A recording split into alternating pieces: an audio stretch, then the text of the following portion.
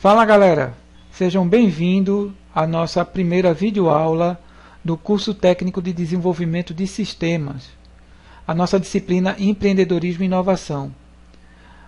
Na videoaula de hoje, vamos conhecer o perfil do empreendedor. Veremos também a diferença entre ser um sonhador, um administrador, um líder e um empreendedor. Teremos também duas atividades virtuais, uma enquete e uma outra atividade valendo ponto, que eu vou explicar no ambiente no Google Classroom. Então vamos conhecer agora o perfil do empreendedor. Empreender é um dom? Para a gente entender a questão de ser um dom, existem pessoas que nascem, que os músicos chamam ouvido abençoado, um ouvido absoluto. É aquela pessoa que consegue distinguir os timbres das notas. E normalmente essa pessoa tem a voz boa, ela é afinada e ela tem facilidade em aprender instrumento, porque ela tem um ouvido que é conhecido como ouvido absoluto. Nesse caso, isso aí é considerado um dom. Vamos ver o exemplo aqui de dois vendedores de água mineral, água potável e água mineral. Aqui na imagem da esquerda temos um vendedor de água, ou como era chamado, aguadeiro. Ele saía vendendo água no centro da cidade, nos grandes centros, vinha uma canequinha, ou o cliente levava sua canequinha, sua cumbuca, sua cuia, e ele enchia a cuia do cliente e o cliente pagava uma quantia. Quando usava a cumbuquinha dele, o copo dele, ele lavava, já andava com a flanelinha ali para enxugar, e serviu o cliente com essa cuia. E veja o semblante dele, veja o porte o ânimo que esse homem está fazendo o seu negócio. Ele é o dono da empresa e também é o funcionário ao mesmo tempo. E agora vamos aqui ver um senhor que, por acaso do destino, perdeu o emprego e está vendendo água no cruzamento da Avenida Norte aqui no Recife. Então, o que é que ele fez? Ele está mesclando o conhecimento que ele aprendeu, ou como garçom, ou em restaurante, ou no ramo de hotelaria. Então, ele tem um serviço diferenciado. A apresentação dele, a apresentação do produto, o sorriso dele, a flanelinha também que ele leva para enxugar o produto para entregar para o cliente, e água mineral. Tá? E ele não cobra mais por essa água mineral, por esse serviço, mas ele consegue conquistar um público diferente. Então, no caso, essa pessoa aqui, nenhuma das duas, elas nasceram com a capacidade de venda. Elas foram desenvolvendo à medida que foram vivendo. Né? Alguns podem até pensar que esse cidadão aqui da esquerda, ele já teve um emprego antes, ele já teve uma vida, um serviço, e ele está mesclando esse conhecimento que ele adquiriu na sua vivência profissional no seu negócio, que é vender água no sinal, no farol. Então, podemos ver que por essas imagens aqui, a gente consegue perceber que empreender é um processo. Então, toda a nossa experiência de vida vai influenciar no nosso nível de empreendedorismo. Tá? Claro, algumas pessoas, desde jovens, já aprendem a empreender porque trabalham com o pai, ajudam o pai em algum serviço, ajuda na empresa da família, no negócio da família, no ganha-pão da família. Então essas pessoas, elas vão desenvolvendo essa capacidade de empreender. Mas ninguém nasce empreendedor. A gente vai desenvolvendo essa personalidade, esse talento que a gente acha que tem, que nasceu, mas foi desenvolvido, adquirido. Algumas pessoas desenvolvem através de estudo, universidade, outras desenvolvem pela necessidade, aprendem no trabalho, vendo os erros de outras pessoas, e aprendem também com seus erros, abrindo empresa, falindo, tentando de novo, e de novo, e de novo, e vai aprendendo a empreender. Não é um dom, é um processo que é influenciado por pessoas, pelo convívio social, e leva toda uma vida. A pessoa vai vivendo, vai aprendendo. Ou seja, empreender é prática. Quanto mais se pratica, mais se aprende. Outra coisa que se costuma dizer, tá? O empreendedor é um sonhador? Sim, ele é um sonhador e algo mais. Por quê, professor? Vamos ver agora. O sonho, de fato, é a mola propulsora do empreendedor. Todo empreendedor é um sonhador, mas há uma pequena diferença. O empreendedor, ele vai arriscar, ele vai tentar, vai tentar, ele não vai ficar só sonhando, esperando que o tempo passe. É feito, podemos dizer assim, a agricultura de subsistência, tá, gente? A pessoa trabalha, planta semente, capina e pede a Deus que chova. Tá? É a agricultura de sequeiro. Então, planta feijão, planta milho e pede a Deus que chova. Não tem condições de irrigar. Então, aí a pessoa está sonhando, mas não depende dele, depende de fatores sobrenaturais, que chova. Tá? E a pessoa só vai plantar quando vê as nuvens lá no céu sinalizando que vai chover. Ele prepara a terra, mas não joga a semente. Porque jogando a semente e não chover, ele tem um prejuízo. O empreendedor não. Ele sonha, ele arrisca, ele vai tentar modificar o cenário, ele vai fazer de tudo para o seu sonho se realizar. Ele não vai sonhar e ficar de braços cruzados. Aqui a gente vê na imagem da esquerda a pessoa sonhando, esperando a chuva cair para poder plantar. E aqui um exemplo daquele filme, Meu Malvado Favorito, e os Minions fazendo o trabalho. Muitas vezes o trabalho dá errado, mas eles tentam, e trabalham em equipe, sempre estão ali motivados. Okay? A pessoa que não tem um sonho, podemos dizer assim, sonho com o sentido da palavra objetivo, um foco. Tá? O que você quer? Sonho ou desejo? Abrir uma empresa? Se formar em uma boa universidade? Ter um bom emprego? Não é errado desejar muitas coisas, desde que você trabalhe, planeje e se dedique ao seu sonho. Um trecho interessante do livro Alice no País das Maravilhas, onde Alice pergunta para o gato de botas qual caminho ela deve tomar, pergunta para ela, devolve a pergunta: para onde você quer ir? Aí ela diz: eu não sei, eu estou perdida. Então o gato responde para ela: se você não sabe para onde ir, qualquer caminho serve. Então, se a gente não tem um objetivo, não tem um sonho, algo que dê um norte, uma bússola para a gente vai vaguear de um objetivo para outro, de um pensamento para outro, de uma tentativa para outra. Então, é preciso ter um sonho, é preciso trabalhar, planejar e se dedicar a esse sonho. Não é só sonhar e daqui a pouco eu tenho outro sonho. Não, um empreendedor, ele é um sonhador, sim, mas um sonhador que trabalha, que planeja e que se dedica ao seu sonho. Diferente de Alice no País das Maravilhas, que não sabia para onde ir. Empreender é administrar, é a mesma coisa. Existe uma sutil diferença, gente, entre administrar e empreender. Todo empreendedor aprende, tem que aprender a administrar o seu negócio, administrar sua vida, administrar pessoas, dinheiro, saber vender. Mas administrar é diferente de empreender. É comum a gente ouvir que a empresa A ou a empresa B faliu por um problema de má administração. Não significa que um bom administrador também seja um empreendedor. Todo empreendedor tem que aprender a administrar seu tempo, seus recursos, dinheiro, a sua empresa, pessoas, mas o administrador não é um empreendedor. Existe uma sutil diferença. Vamos ver? O administrador é o profissional que concentra seu trabalho em ações como planejamento, organização, direção, controle das atividades e procedimentos administrativos nas empresas.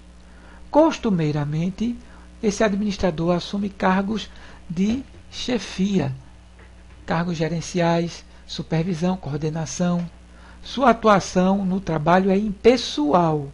Ele obedece a uma hierarquia e às regras estabelecidas nesse ambiente. O administrador é alguém que possui conhecimento técnico e especializado, ou seja, o administrador é um empregado da empresa, ele não é o dono. Então, existe um limite.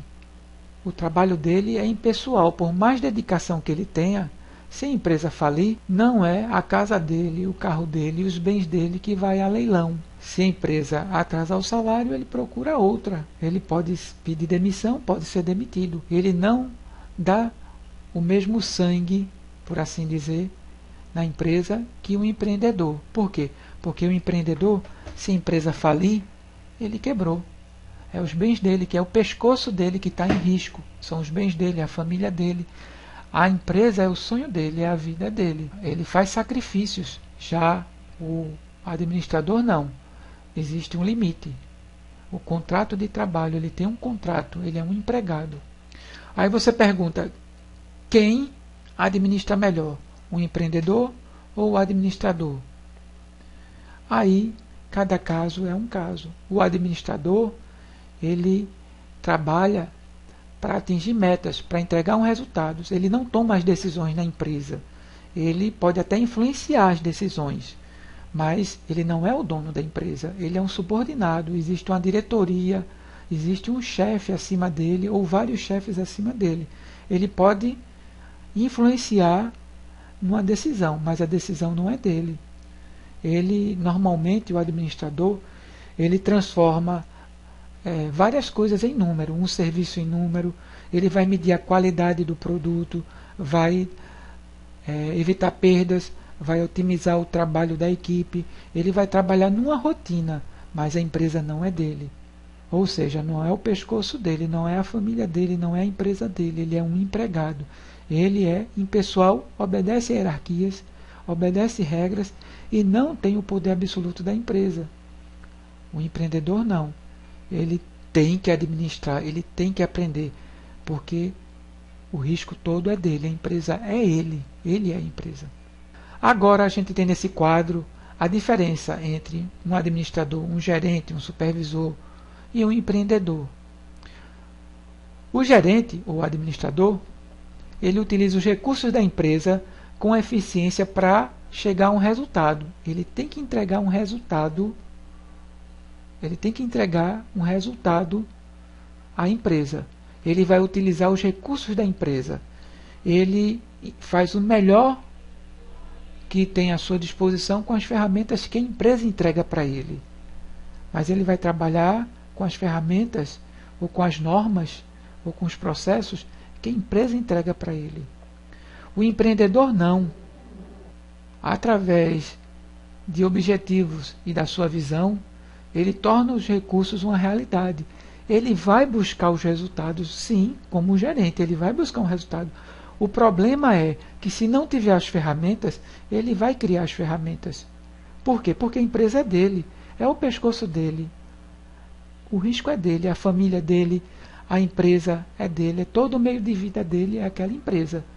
Então, se não tem recursos, ele vai fazer os recursos. Não tem ferramentas, ele vai buscar a ferramenta. Ele vai buscar aprender, ele vai tornar aquilo realidade. O administrador, ele se adapta às mudanças. O empreendedor, ele é a mudança, ele promove as mudanças. Ele está em constante mudança, tanto ele como a empresa dele. Então ele busca as mudanças, ele busca sempre se renovar. O administrador, ele analisa relacionamento, ele analisa racionalmente as questões do trabalho. O empreendedor, no trabalho, ele vive entre as ideias, a ação e a criatividade. Ele não para. Ele está criando, ele está inovando, está tendo ideias, ele está modificando ações, ele está agindo, ele está sendo criativo, ele está em constante atuação. O administrador, ele atende às regras e estruturas estabelecidas pela empresa. O empreendedor cria atividades e funções. Ele estrutura a empresa. Por quê? A empresa e ele é a mesma coisa, ele é a empresa. O gerente, o administrador, ele concentra a sua ação nos processos e na área ou no setor em que ele atua no trabalho.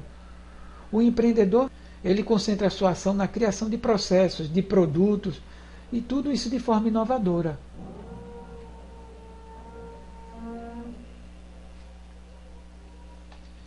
Características do empreendedor. Existem diversas características, porém nós vamos falar das características mais comuns. Professor, o que é característica? Características são aquelas qualidades que formam o ser um empreendedor, que monta um empreendedor. A gente chama isso de perfil do empreendedor. Existem várias características que formam o perfil do empreendedor, mas as mais comuns, as sempre vão estar em evidência é visão, criatividade, autoconhecimento, persistência, energia, comprometimento, obstinação, entusiasmo, liderança e risco. Persistência e entusiasmo, a palavra já diz. A gente vai falar de passagem só. Vamos falar da primeira e eu acredito que seja a mais importante característica do perfil do empreendedor, que é a visão. Visão seria a capacidade mental de projetar o futuro considerando riscos, expectativas e oportunidades. Temos aqui à esquerda a figura de Lion dos Thundercats, no desenho animado que tinha na década de 80, 90, onde Lion evocava a espada justiceira para ter a visão além do alcance, conseguir ver o que estava se passando muito longe ou num tempo distante. Temos aqui uma cigana vendo o futuro na bola de cristal. Então, um pouquinho desses dois. O empreendedor, ele tem essa capacidade mental de perceber o futuro, de ver oportunidade onde as pessoas só veem risco. Ele consegue ver, inovar, ele consegue perceber o futuro, projetar o futuro, perceber como o seu negócio vai estar, como a sua empresa vai estar. Ele tem essa percepção de futuro, ele consegue perceber o futuro, ele consegue sentir os riscos e as oportunidades. Por isso que eu coloco aqui como sendo a característica mais importante do perfil do empreendedor, a visão. Outra característica importante, mas não tão importante quanto a visão, tá? Essa aí a gente vai desenvolvendo à medida que vai enfrentando os problemas, é a criatividade. A criatividade é a capacidade de criar novos produtos, novos modelos, novos métodos de trabalho, novos serviços. Até mesmo de uma forma criativa a gente pode economizar dinheiro, eliminando um retrabalho, algo que está sendo feito errado, algo que está se perdendo tempo. Aqui eu trago uma experiência interessante que fala sobre criatividade.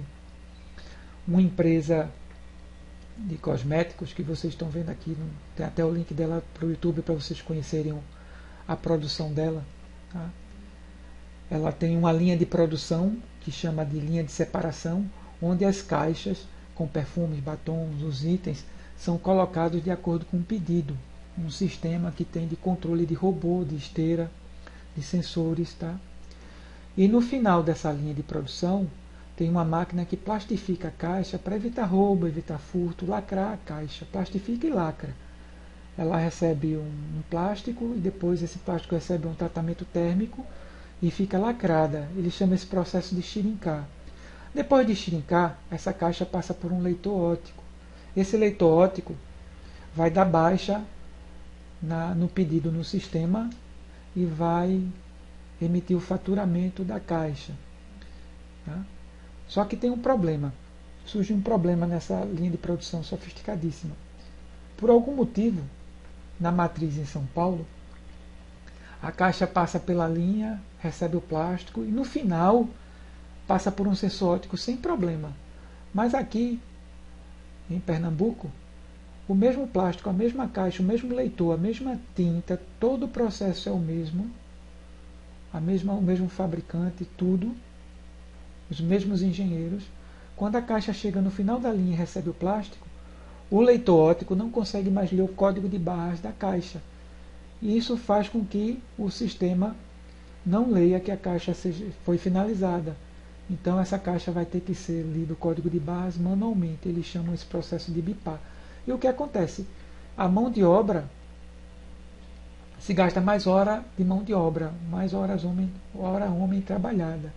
Então no final da linha de produção, determinadas caixas têm que ser bipadas manualmente para-se uma pessoa e vai bipar 50, 100, 200, 500, 1000 caixas, dependendo do dia, tem mil caixas para bipar. Então houve-se eles abriram um chamado, veio o engenheiro, veio todo mundo, foram para São Paulo e não acharam a solução. Então se reuniu a equipe e pediram sugestões. O que é que acontecia, onde é que estava o problema, colocaram câmera para ver se era alguma coisa que estava sendo mexido e ninguém sabia o que era. Isso estava atrasando a produção. Então foi solicitada a equipe e aí a sugestão que a minha equipe deu foi que se invertesse a ordem dos sensores, Então a linha de produção, quando a caixa terminava na linha de produção, ela recebia o plástico, recebia o tratamento térmico e depois vinha o leitor óptico. Aí quando ela recebia o plástico, o leitor não funcionava mais. Então por que não trocar a ordem? Pega-se os sensores, coloca o sensor, coloca a máquina que lacra no final e um passo antes coloca o sensor de leitura do código de barras. Apenas um pequeno ajuste na máquina, tirando um módulo, colocando no final e outro módulo colocando como penúltimo. E assim foi feita a solução do problema a praticamente custo zero, com apenas 3 horas de trabalho para desmontar a linha, desmontar o final da finalização da linha, sem precisar mesmo parar a linha. Isso. Autoconhecimento. O autoconhecimento é saber ou aceitar seus pontos fortes, buscando sempre melhorar. Uma coisa interessante sobre autoconhecimento é uma frase de Sócrates, que diz: conhece-te a ti mesmo. Quem escreveu sobre a introspecção, que é a pessoa conhecer a si mesmo. Conhece-te a ti mesmo e conhecerás o universo de Deus. Sócrates. Por que o autoconhecimento é interessante, gente? Porque quem não se conhece, não sabe seus pontos fortes e seus pontos fracos, ele é uma pessoa que torna-se influenciável. Outra coisa, é preciso, o empreendedor ele precisa se conhecer. E se conhecer realmente é algo muito difícil, porque a gente costuma ver melhor a vida dos outros e não a da gente, né? Então o que acontece? O processo de introspecção faz com que a gente se conheça, a gente se apresente com defeitos, os defeitos a gente atenua, tenta melhorar, tenta aprimorar, tenta diminuir, não que você vá mudar a sua personalidade, mas você refreia os seus defeitos e vai aprimorando suas qualidades, aprimorando aquela qualidade onde ela precisa ser lapidada, tá? Graças ao autoconhecimento, a gente pode evitar as armadilhas que é a soberba, que é a pessoa ser o complexo de inferioridade, complexo de superioridade, também a questão da baixa autoestima, ou a pessoa ser super autoestima. Um ditado que se diz muito no meio social é chamar alguém de novo rico. É aquela pessoa que quer aparecer, que quer dizer que tem, que quer dizer que pode. Isso aí é chamado de novo rico. A pessoa que não sabe ser rico, não sabe ter nada, que tem que fazer propaganda. É o que no popular a gente diz: come mortadela e arrota caviar. Então é importante saber, se conhecer, saber os seus pontos fortes e os seus pontos fracos. Não é que você vai expor seus pontos fracos para o seu concorrente ou para todo mundo, não. É para você. Você só pode melhorar se você saber onde você é bom e onde você é fraco, onde você tem mais força, onde você tem menos força. Isso aí é autoconhecimento, isso é o processo de introspecção que vai fazer com que a gente se conheça. Isso ajuda muito na nossa autoestima, tá? Sem o autoconhecimento, a pessoa ela fica sujeita à crítica, ela chora, passa mal. Não que a pessoa que não se conheça não tenha essas crises de autoestima, pode ter, mas é mais fácil você superar quando você se conhece. Você saber diferenciar uma crítica positiva de uma crítica negativa. Como eu poderia dizer assim no nosso ambiente, como eu poderia comparar? Tá? Uma crítica positiva com uma inveja, por exemplo. Tá? Então, onde está a diferença? Uma crítica negativa ou uma crítica positiva? A crítica é negativa quando aquilo é impossível de se conseguir. Uma crítica é positiva quando você, cumprindo aquilo, você consegue melhorar tudo. Você não prejudica ninguém. Tá? Quando a gente não se conhece, qualquer crítica a pessoa não aceita. Ela não aceita. O orgulho não deixa, porque ela não se conhece. Ela perde a oportunidade de aproveitar uma crítica e transformar aquela crítica em algo positivo, em dinheiro, em negócio, em oportunidade. Um exemplo disso, tá? Um exemplo disso, tá? Um exemplo é uma pessoa que trabalha fazendo salgados. E de repente um amigo vai e diz, ó, o salgado tá bom, é gostoso, é barato, você tem um serviço bom, você entrega na casa, não cobra nada pela entrega, mas tem um probleminha. As tuas coxinha de galinha, vem com muito óleo. Aí a pessoa, por orgulho, não vai procurar observar que o seu produto tem esse defeito. A pessoa, por orgulho, não vai aceitar a crítica. Mas, mesmo sendo verdade que a pessoa pode fazer um produto melhor, mas aí, no processo de fabricação desse salgado, o empreendedor não usa papel absorvente, papel toalha, não usa papel madeira como usava antigamente, não usa uma peneira de palha para absorver o óleo, do excesso de óleo daquela fritura. Aí entrega para o cliente um salgado encharcado em óleo. Então, ou seja, esse empreendedor não se conhece. Ele perde negócio porque o cliente tem vergonha, o cliente não vai dar a dica para ele porque essa pessoa não é aberta à crítica. Ou seja, essa pessoa não se conhece. Tá? Persistência. Persistência é, o nome já diz tudo, tá, gente? Persistência é aquela qualidade que a pessoa continua várias vezes, tenta de novo, até superar aquela dificuldade, ele insiste. Energia. Podemos comparar a energia com motivação, tá? A pessoa está sempre motivado, está buscando recursos, buscando parcerias, inovando, interagindo com o cliente, com o fornecedor, com os seus empregados. Energia é importante, essa motivação, esse ânimo que vem do latim alma, anima, vem do italiano, anima é alma, energia, motivação, movere, o que move a pessoa. Um exemplo disso, a pessoa é empregado todo dia, acorda com a maior má vontade, chega atrasado, chega de mau humor no trabalho. Um exemplo real, tá, gente? Tem um amigo que ele era ranzinza no trabalho, ele só fazia aquilo, ia trabalhar a pulso. Quando tinha algum problema, não fazia hora extra, não queria fazer hora extra.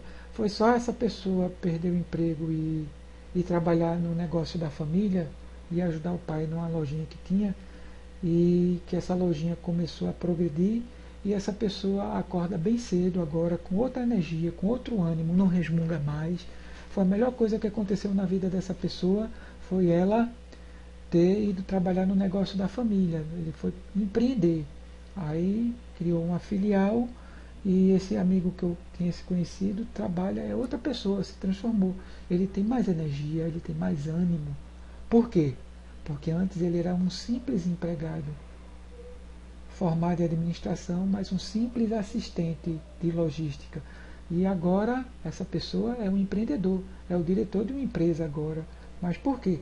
Porque a empresa é da família e porque ele é um empreendedor. Então, ele se descobriu um empreendedor. A energia que ele tem é outra. Ele passa o dia todinho trabalhando, larga tarde, chega cedo, larga tarde. mas tem ânimo, acorda feliz da vida. Por quê? Porque a empresa é dele. A motivação é outra. Ele tem mais energia. Professor, o que é ser obstinado? É aquela pessoa que ela é inflexível, ela é irredutível, ela não dá o braço a torcer. Aquela é a opinião dela, aquele é um dogma. É aquela pessoa, um exemplo, que defende o partido A ou o partido B. É aquela pessoa que torce para o Sport, ou torce para o Santa Cruz, para o Náutico, até morrer não vai mudar nunca. Ele é um torcedor obstinado. Não é um defeito nessa situação, tá?